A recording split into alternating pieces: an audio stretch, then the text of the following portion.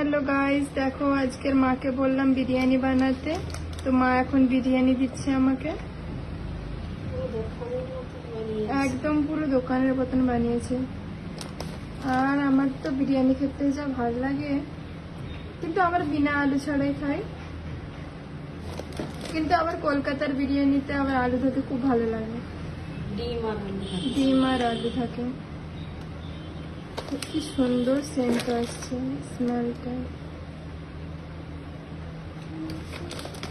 Like comment করে বলবে কার কার বিরিয়ানি প্রিয়।